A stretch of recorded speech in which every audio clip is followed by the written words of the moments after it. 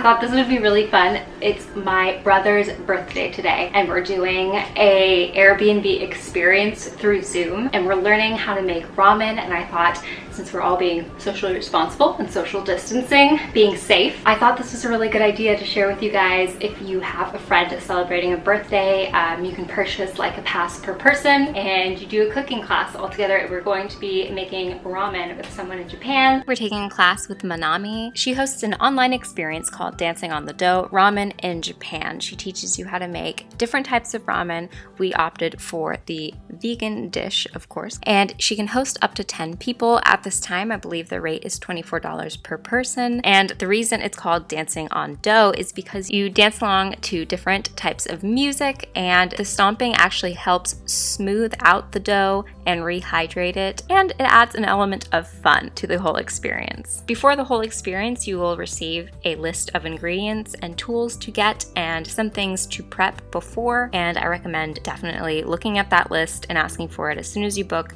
so you can go to the grocery and just make one simple trip and be ready for your class. My brother used to live in Japan, so Japanese food is of course a big part of his life, and this place actually had the option to make everything vegan, since my whole family is vegan. So me and my whole family and my brother and our partners are going to be cooking together. I'm out of breath from leaning over. Exercising during the quarantine has not happened. But yeah, let me show you guys our setup. Now, I set up my little station with my phone, and I actually plugged it into the wall because it is a 90-minute session, so you will need a charger for whatever device you're using. But I already have this set up because this is where I film my cooking channel videos, so it was really seamless and easy for me to just stick my phone in there. Now, at the beginning I struggled because I didn't know how to get the gallery view on Zoom for the app on the iPhone, but it is a swipe left, and that's it.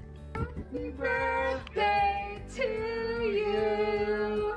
Manami actually lit some candles for my brother to blow out, and we were just freaking out. It was so sweet and so cute. I love the amount of thought that she put into everything. It really started off the class with a friendly, warm vibe. Then she told us a little history about Japan and about where ramen came from, the different types, and what will be inside. I actually thought this was so fascinating, and I loved this aspect. She had a little slideshow and a map and everything. Actually, ramen originally came from China. Did you know that? No. After the little presentation with the history and what we will be making and a list of ingredients just to check in everyone had everything, we started prepping. It was cool to hear everyone's like struggles, victories, and learn how to use different types of vegetables in ways that I'm not familiar with. Since I don't do a lot of Japanese cooking, we had shiitake mushrooms, spring onions, and leek. Now, after all the chopping, we started on the dough. For the dough, you'll need 2 plastic bags. We actually had to run around searching for plastic bags, but we each got one. I would suggest having a set of plastic bags for each person so everyone gets to stomp on the dough. Now, we did this about 3 times, and every time you take your dough out, examine it, show it to Manami, see if she approved, check out the texture, and then back in the bag it would go and on to the next party. Manami also played Sailor Moon, which, as someone who was absolutely obsessed with Sailor Moon growing up, I deeply appreciated. As you can see, our dog joined in. I think he is afraid of the family he got